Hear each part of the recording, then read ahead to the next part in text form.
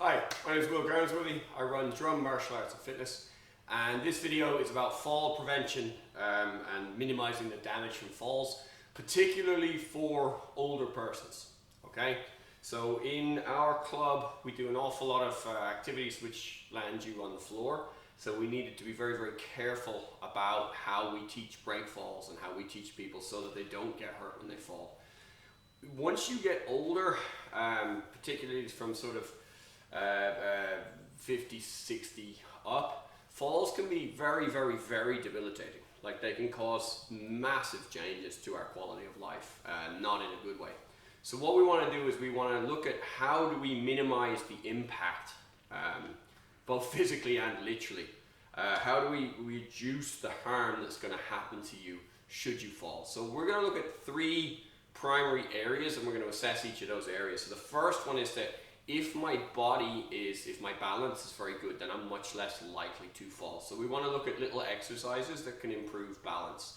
The next thing then is the actual fall mechanics. How can I fall safely without getting hurt? And the third thing then is that, well, if my muscles and my bones are stronger, then I can take more impact and less harm.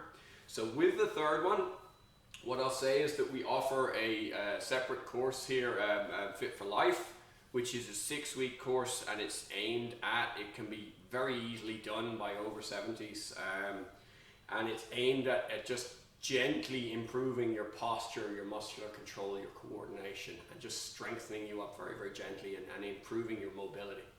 Okay, in terms of balance then, so that's where we're going to start today. We're just going to have a quick look at, today's video is going to be like an introduction. We're going to show you a few basic exercises that you can take, and then we'll do follow-on videos as required, okay? So, how do I work on my balance? So the first thing that I want to do is I want to posture up. So what we're going to do is I'm going to imagine there's a rope that runs all the way down through the top of my skull down to my tailbone, and I'm going to pull that rope up, okay? So I don't want this, I want this here, all right? Now I lead from just here, so there's my solar plexus, there's my rib cage.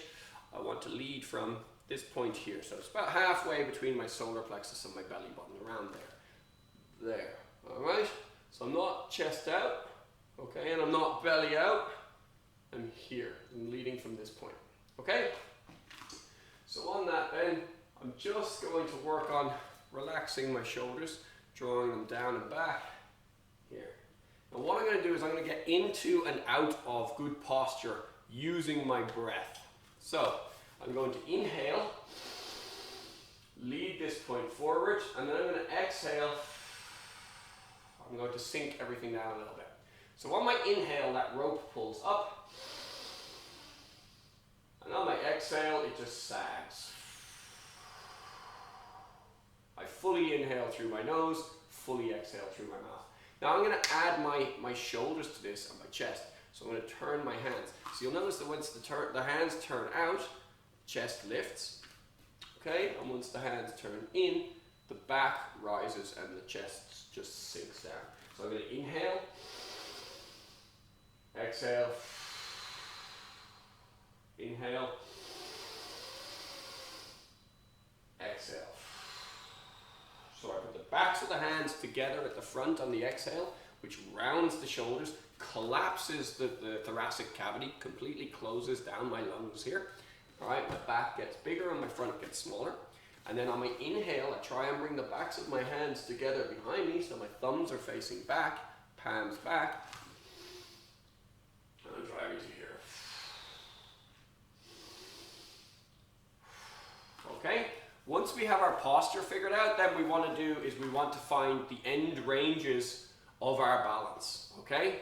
So if I imagine that wherever my feet are creates a shape on the floor, in this case it's kind of an oval shape here, and my center of mass is pointing straight down. So any of you who've looked at physics or engineering, that's going to be fairly intuitive. If you haven't, maybe you don't understand what I say, but once we go through the exercise, hopefully that'll start to make sense. So from here, what I want to do is I'm going to keep my posture upright. I'm going to lean forward as far as I can. Now you'll be able to see on the camera, once my center of mass gets outside the base of support of my feet, I lose balance, okay? when I lose balance, I have to step. What I want you to do is I want you to go forward, not sinking now, keeping the posture up. Go forward until you have to lose balance and step.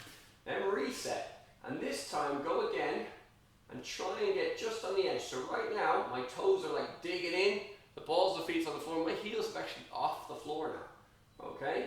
And then I'm going to settle back again, and then I'm going to go forward. And I want you just to find, that's your front end. Okay? That's the front end of your balance. Just there. Okay? Now we do exactly the same thing going backwards. But again, not sagging the body, keeping the body nice and straight, not rigid, but nice and straight. Let the body go back. There. And you'll feel that it's not as far, you don't have as much range in the back. That's simply to do with the shape of your foot. Okay? So your feet don't stick out behind you, they stick out in front of you. So from there, whoop, that was just a little bit too far. There's the end. Okay, so now we go front end, back end. Okay? So even though this seems very, very simple, you really are teaching your body here where the edges of your balance are. Now we're going to do the same thing but to the sides. So I'm going to bring all of my weight over to my right side until I have to step. Then I'm going to repeat the exercise, but this time just before I have to step. So once I'm there, there's no weight on my left foot. Okay? So all the way over. And guess what? We're going to do exactly the same thing on the other side until we have to step. Then we're going to repeat the exercise as far as there. So now I have defined my furthest front point, my furthest back point, my furthest right, and my furthest left. So what we want to do now is we want to connect those. We want to find the shape of the edge of our balance. So I'm going to go all the way to the front. Then I'm going to start to go to the right. Now I'm to my front right corner. Now I'm going to go back a little bit. So now I'm fully to the right. Now I'm going to go back to my back right corner. Now I'm going to go back fully to both feet the same. Now I'm going to go over to the right corner, or sorry, the left back corner. Now to the left side, now to the front, boom. So I create this circle, or this oval shape on the floor, and that is the edge of my balance. Now if you practice that slowly, a few times consistently, each morning perhaps, your balance will improve, okay? It's about consistency. It's not, oh, I did this once and I did it really hard. It's what you do consistently. So if you just spend a minute or two each morning, posturing up, get your balance forwards, back, left and right, and then just start to explore with your balance. A couple of minutes will make a huge difference. Okay? Now the next thing, I'm going to do the same idea of standing on one foot. Now my range is going to be massively reduced. Okay? If you want to really, really, really improve your balance, brush your teeth on your right foot in the morning and on your left foot in the evening. Okay? So if you practice standing on one foot, then your balance will improve over time. There's other little tricks to balance. So what happened there is something moved outside and it just got my attention for a second and I wobbled. Okay? So if I'm fixed on something, if my vision is fixed on something, my balance is much, much, much better. If I'm distracted, my balance is reduced. So now we want to apply that in motion. So from here, I'm just going to put my left foot in front a little bit. Now I'm going to rock my weight. See the way that my ball on my left foot is off the floor? And my heel is down. I'm going to load my weight into my heel, now into my knee, and now I'm going to lift up my rear heel. I'm going to bring all of my weight forwards, and I'm going to lift up that back foot. I'm going to very, very slowly bring it up, and then reverse that. So now I'm going back, my toe finds the floor, ball of the foot finds the floor, the heel finds the floor. Now I drop my weight back, okay? So if I just do this very, very mindfully, very carefully, very slowly, again, remember my posture, I'm not here, I'm here, and I start to walk in the most mindful way that I can, where I'm really paying attention to where my balance is all the time. That is going to help me in moving quite a bit. Okay? Now there's a ton of these other exercises that we can do, but again today it's just the simplest of simple introductions. Okay, let's look at falling. Let's say I've lost my balance. Let's say that failed, right? So I'm going to hit the deck now. The worst thing that I can do is lock my body and put a hand out to catch myself. Okay, that is a big fall. The worst thing I can do is let my head go instead of my hand, I should say. So what's the dangers of falling? Well, one is that the body goes out and I fall way out and my head just gets rebounded off the floor. That can be fatal, right? That's a severe problem, okay? So a rigid body and a floppy head, that's going to be very, very, very bad. Similarly, one that we see all the time in fractures, either this bone breaks here or this bone up here, your collarbone breaks, and that's people falling down and using their arm to catch themselves. The problem is that when they fell, they panicked and their legs locked straight, which meant that their fall was very, very big, okay?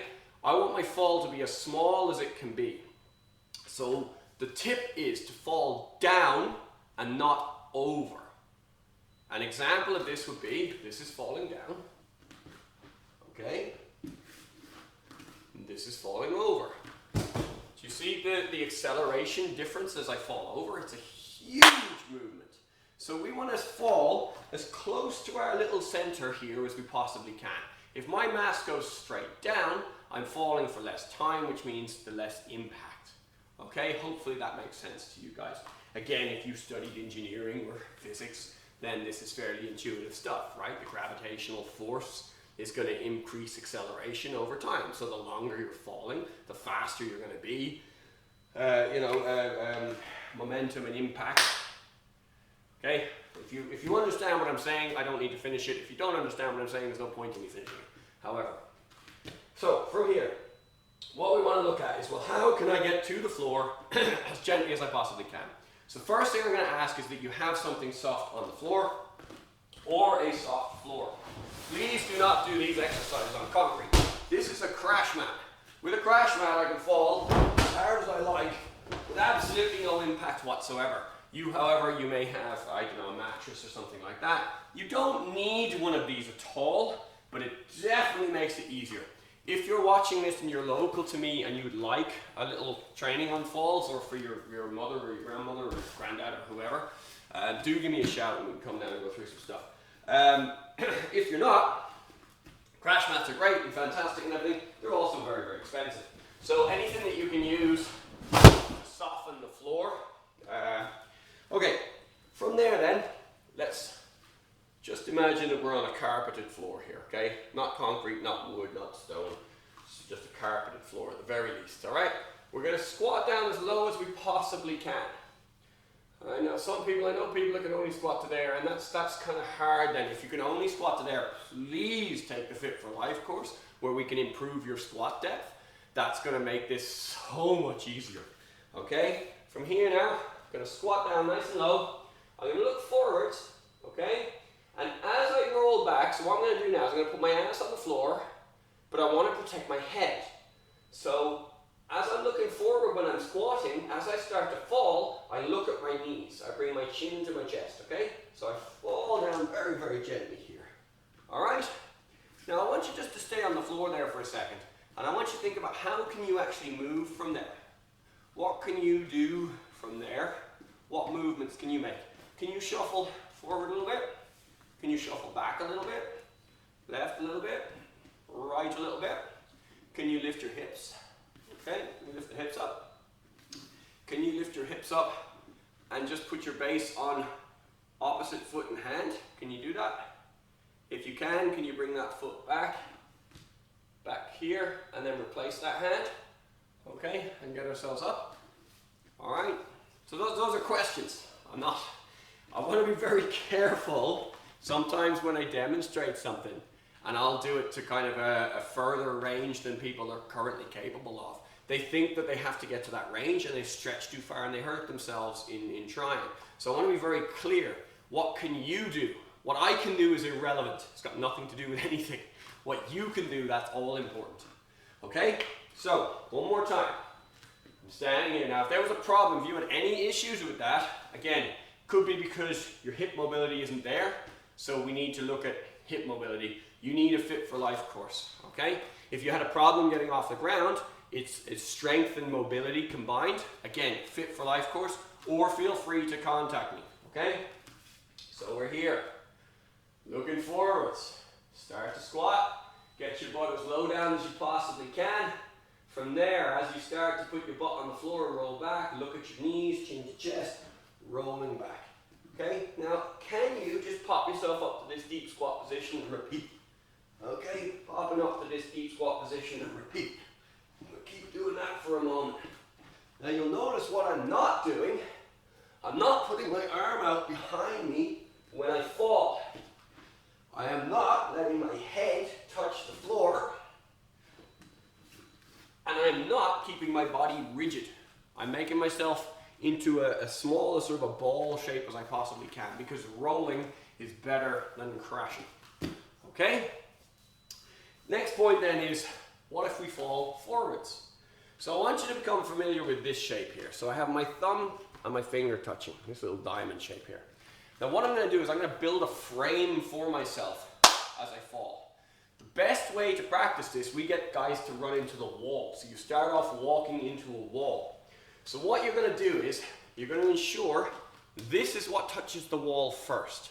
So it's not hands, then elbows.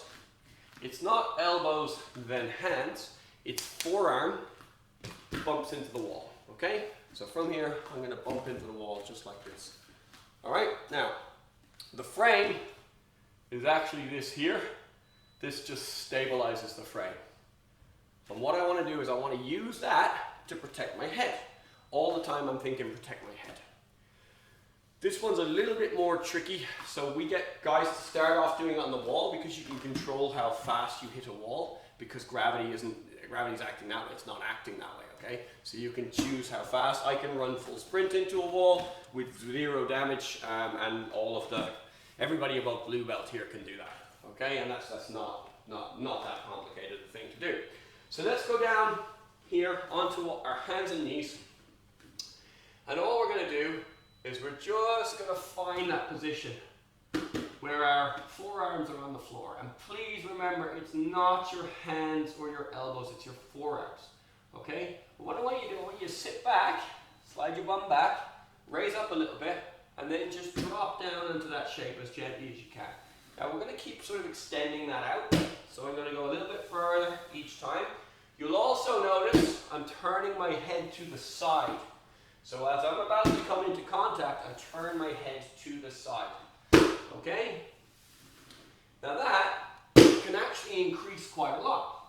I can also go up into like a push-up position rather than a bridge position. Push-up position. Now this is, I'm not recommending you do this, just saying you can go from there, okay? I'm not recommending that for right now because I have no idea what your fitness level is. So that's the frame. This is the shape that we make to connect with the floor. This is what impacts first. And I would suggest practicing on a wall, bump into the wall using this, bump. Okay? If you'd like more on this, send me comments.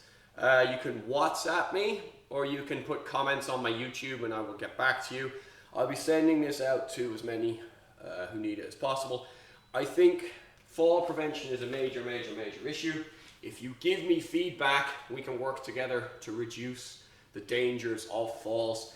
And again, if you're over 50, if you're sort of, post-menopause, or, once you're over 50 and you're not exercising regularly, falls can be life-changing. They can really mess things up for you. So please, help yourself, I should say. Get in contact if you want more. Right, take it easy, guys.